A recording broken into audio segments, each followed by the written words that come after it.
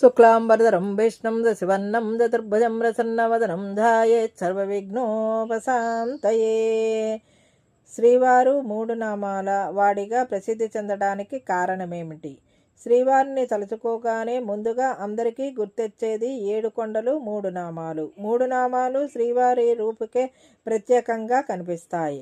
ఈ 3 నామాలను తిరుమల కొండపై పెద్దగా కనిపించేలా ఏర్పరిచారు. 7 కొండలకు నడకదారిన వెళ్ళేటప్పుడు కూడా 3 నామాల కొండ ఉంటుంది. అది దిగువనున్న తిరుపతి కూడా కనబడుతుంది. శ్రీ వెంకటేశ్వర స్వామి ప్రతి ఫోటోలోనూ 3 నామాలే ప్రత్యక్షంగా కనిపిస్తాయి.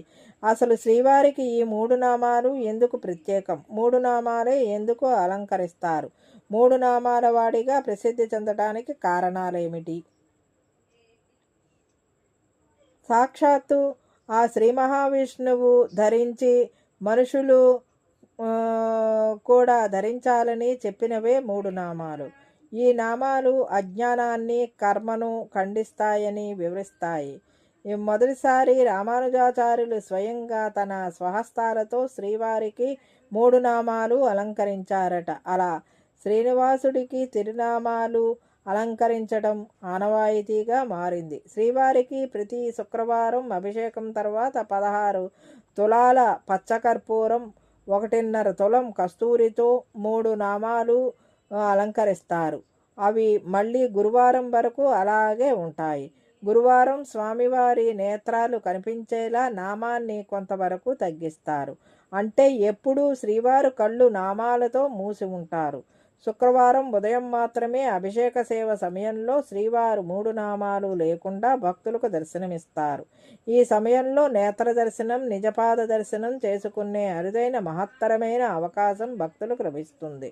శుక్రవారం అభిషేకం తర్వాత 3 నామాలు అలంకరిస్తే మరలా శుక్రవారం అభిషేకం సమయం వరకు ఈ నామం అలాగే ఉంటుంది. అంటే వారానికి ఒకసారి మాత్రమే శ్రీవారికి 3 నామాలు దిద్దుతారు. శ్రీవారి 3 నామాలకు ఉపయోగించే తెలుపు, ఎరుపు బొట్టు వెనుక చాలా పరమార్థం ఉంది. తెలుపు నామాలు సత్వగుణాన్ని తెలియజేస్తాయి. సత్వగుణం మనల్ని ఉన్నత స్థితికి తీసుకెళ్తుందని సూచించేది నిలువు బొట్టు. ఇక ఎరుపు రంగు అనురాగానికి ప్రతీక. అంటే ఎరుపు లక్ష్మీ స్వరూపం, శుభ సూచకం, మంగళకరమైనది. కాబట్టి తెలుపు నామాల మధ్యలో ఎరుపు చూర్ణం ఉపయోగిస్తారు. శ్రీవారి 3 నామాలకు మరో అర్థం కూడా ఉంది.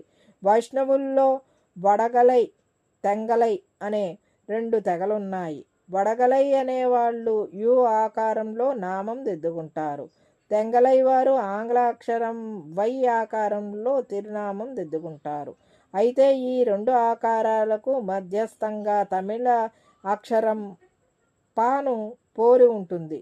దీన్నే తిరుమణి కావుగా పిలుస్తారు. అలా శ్రీవారికి 3 నామాలు ప్రత్యేకమయ్యాయి. ఇదండి ఈనాటి వీడియో. ఈ వీడియో కనుక మీకు నచ్చినట్లయితే లైక్ చేయండి, షేర్ చేయండి, కామెంట్ చేయండి, సబ్స్క్రైబ్ కూడా చేయండి. మరిన్ని వీడియోలు కావాలంటే బెల్ ఐకాన్ని నొక్కండి. Thank you for watching.